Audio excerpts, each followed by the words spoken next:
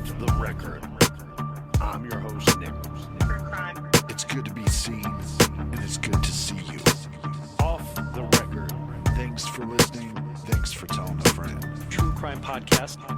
Be good, be kind, and don't little. Gather around, grab a chair, grab a beer. Let's talk some true crime. Welcome to Off the Record. I am your host, Captain, and with me, as always, is the crispiest of kernelist. That's me on the drums that you hear there. There you go. Spinning the drumsticks. So, my bad, because last week we were talking about the updates in the Idaho murder case.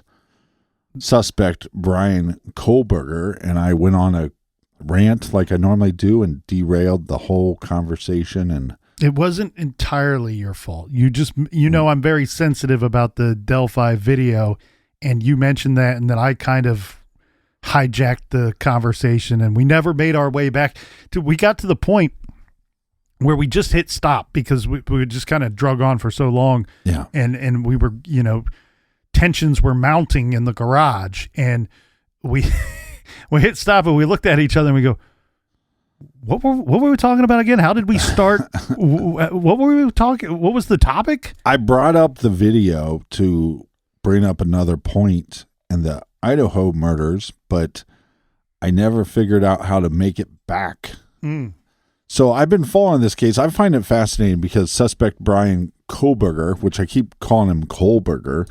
You call him whatever the hell you want. But nobody points it out to me. I spoke with somebody the other day for like 2 or 3 hours about old Brian Kohlberger, and I kept on saying Kohlberger, and I said it towards the end of the conversation, and then I was like making a mental note to myself that this individual has not called me out once, so they either are just hearing it incorrectly, or maybe they're just being nice and polite and don't want to correct me. In your defense, I've heard other people say Kohlberger as well. Yeah. And some of those people are on TV. Yep. But at least they're good looking, though, right? Because that is true.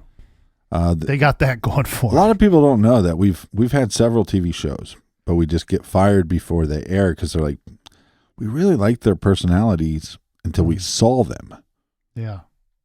Their faces, there's something about their faces that make you want to punch them. They had a very punchable face. So a lot going on. So the trial venue has changed. Yeah. That's as of March 24th. A judge ruled to move Kohlberger's trial from rural northern Idaho to Boise, because obviously they thought it's going to be hard for him to get a fair trial.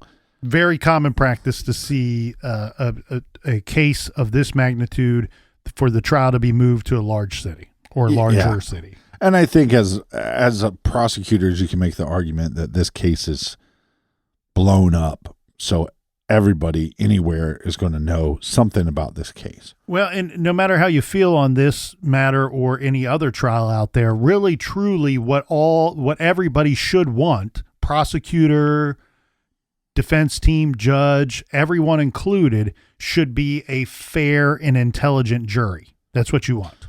Yeah, I think if I was the prosecutors in this case, I won't even argue it, just because then we can say, look, we did everything in our power to give this individual a fair trial.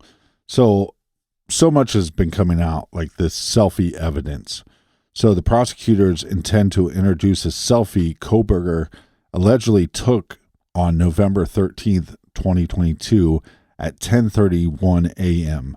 This was just hours after the murders took place.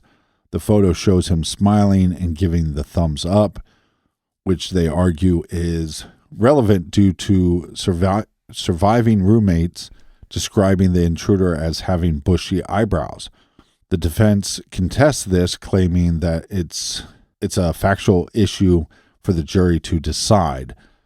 But this picture, I mean, there's some creepy pictures of killers, but this is to me, he looks demonic. He looks almost non-human. And I know that maybe seem like